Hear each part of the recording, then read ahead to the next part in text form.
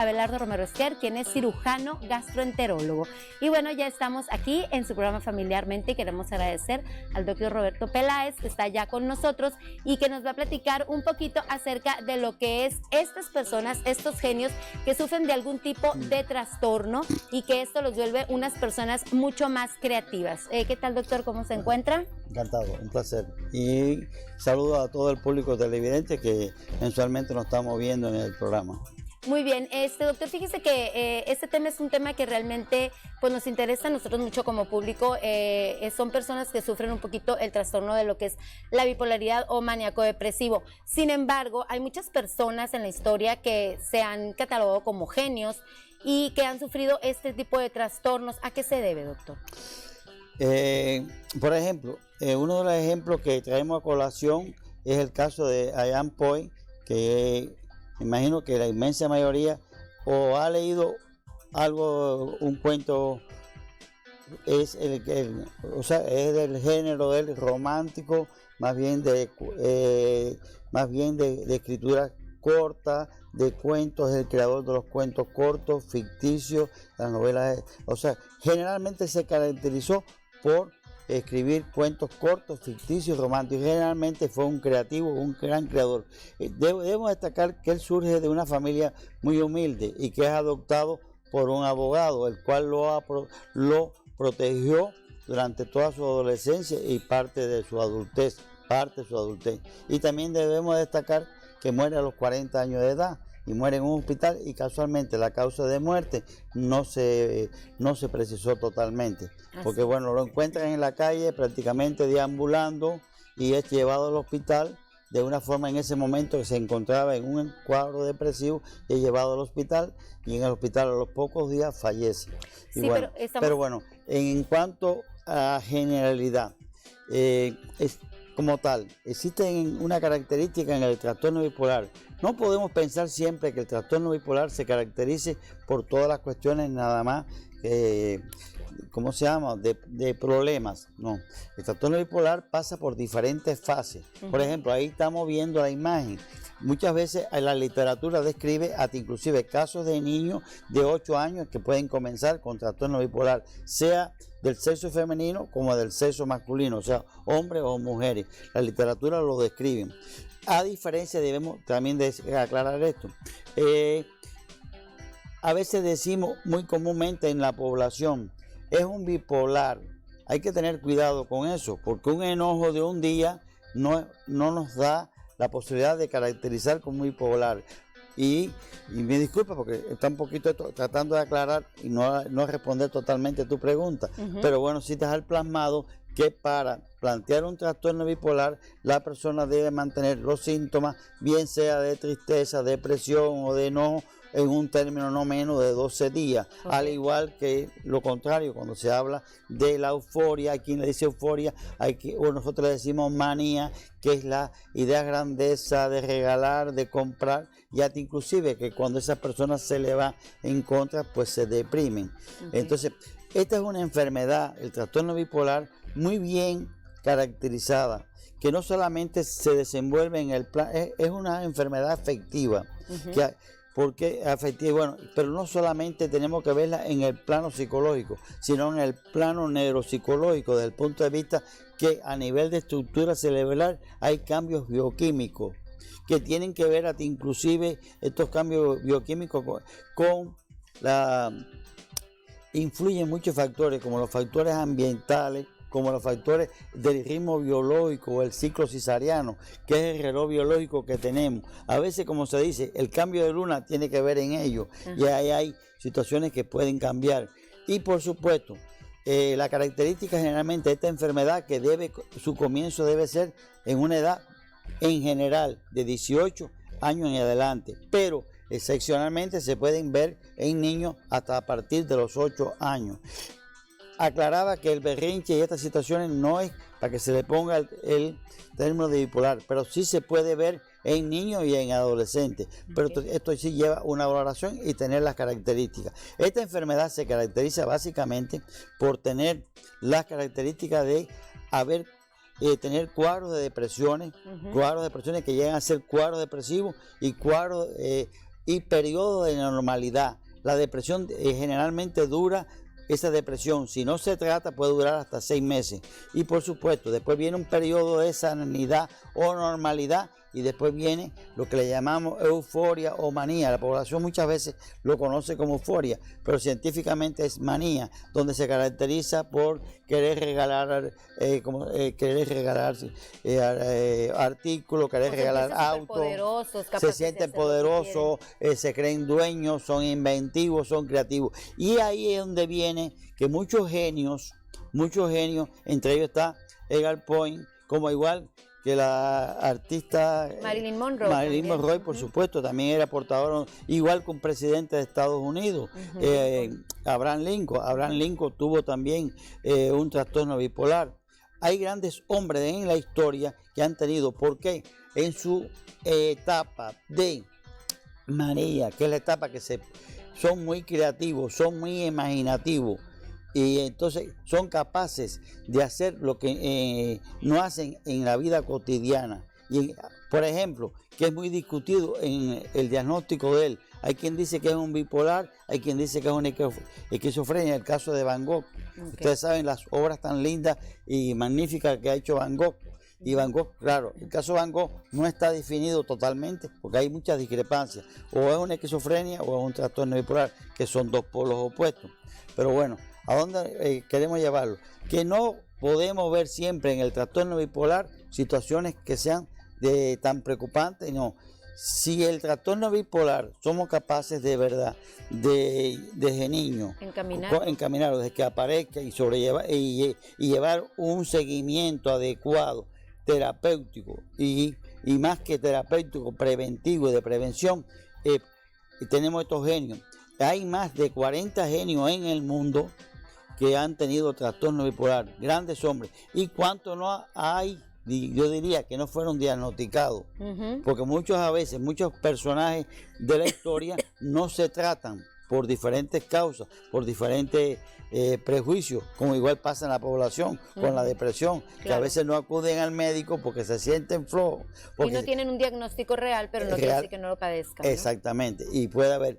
Por ejemplo, en mi país, en Cuba, muchas veces los alumnos talentos, y le llamamos talento a aquellos alumnos que generalmente tienen 100 consecutivamente en la carrera. Nosotros los consideramos focos rojos en ocasiones, desde el punto de vista de la salud mental, no de los estudios. Y ahí también tomamos en nuestro país algunas situaciones de apoyarlos a ellos desde el punto de vista preventivo. Bueno, ¿usted pudiera considerar que la mayoría de los genios tienen algún tipo de trastorno que los llevan a estar en ese punto de éxtasis o ese punto de creatividad máxima al que una persona normal no pudiera llegar? Si le voy a dar mi criterio un poco personal. Yo considero que todo lo que se salga de la media, porque bueno, está la inteligencia normal y están los niños superdotados, pero también todo lo que se sale de la media hay que tener siempre cierto cuidado. Cuidado no de que sea una preocupación para la familia. No queremos que este programa se convierta en un programa de preocupación para los padres ni la familia. Pero sí, como le decíamos, de los talentos en nuestro país, que son los alumnos que 100 y 100 y 100 y 100, y es ahí en todo, y que llegan a ser talentos. Tomamos una serie de cuidados en cuanto a su salud mental. Porque si hay algo, detrás de cada genio puede haber algunas situaciones como esta, porque viene la creatividad y generalmente, no, sin lugar a dudas, son muy creativos, son muy productores. Por ejemplo, Edgar era, en las fases estas, era muy capaz de escribir muchas historias. Ustedes sabrán, si los que han leído sabrán que él era, generalmente su característica era el género ficticio, pero era impulsivo y en ocasiones se ponía agresivo y era la persona, y por eso sus cuentos eran cortos. ¿Por qué? Porque no podía tampoco lograr una concentración muy prolongada y por eso los cuentos son cortos, y esto nos explicaría comprenderlo un poco más. Y la cuestión es ficticia porque él era muy inventivo, era muy imaginativo, era un creativo. Realmente fue un científico. Detrás de todo científico, sí, no queremos decir que todos los científicos tengan, sí, pero sí hay 1% de científicos y de hombres grandes de la humanidad que han tenido alguna si no es un trastorno bipolar, han tenido otra situación de salud en el plano de la salud mental. Bueno, por ejemplo, si nosotros sospechamos que una persona tiene algún tipo de trastorno como el de la bipolaridad y lo llevamos a algún tipo de tratamiento, ¿cuáles son los tratamientos en sí que se les aplican a ese tipo de personas? ¿Siempre tienen que estar medicadas? ¿Siempre se necesita de la psicoterapia o de la psicoeducación? Hay un hecho, muchas veces a estas personas hay que trabajar con ellos para explicarles que es lo que llamamos psicoeducación, por explicarles en qué consiste su enfermedad, para que puedan convivir con ella, que es lo más importante, porque ellos pueden tener o periodos de manía solo, que se llama trastorno bipolar, o el trastorno bipolar también se divide en manía sola o en 3 fases, que es la fase de depresión y es la fase después de normalidad. Esa normalidad puede durar 1 año, 2 años, 3 años, 5 años.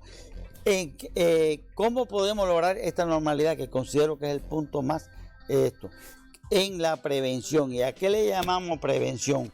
Que cuando detectamos un problema, empezar a tratar. Y tratar significa no medicar, tratar saber el diagnóstico. Porque si sabemos que es un trastorno bipolar, existen en la actualidad medicamentos que son preventivos de la fase de manía, que es la fase de mucha alegría, o de la fase de tristeza. Existen medicamentos en la actualidad que esto lo simplifica. Y de haber las crisis, son leves.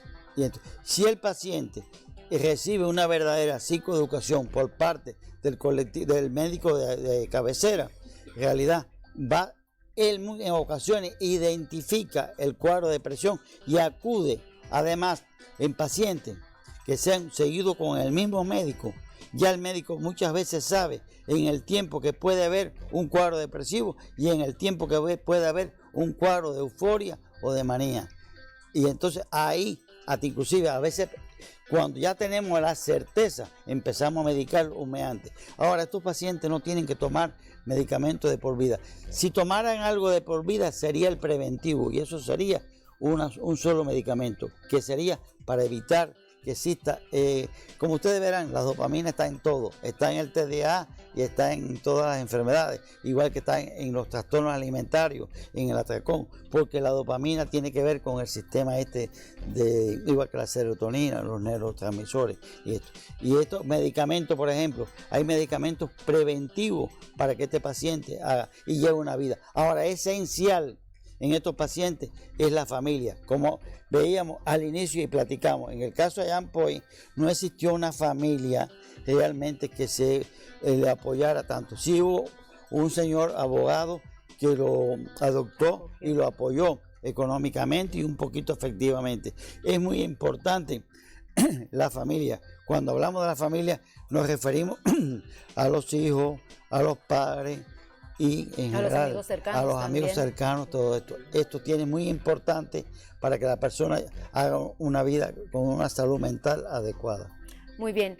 Nosotros, bueno, pues a mí en mi experiencia personal me ha tocado convivir de cerca con personas que tienen este trastorno de la bipolaridad. Sin embargo, siempre me ha tocado ver que tienen altas y bajas y por lo general cada vez se hacen más grandes los periodos en los que ellos están descontrolados.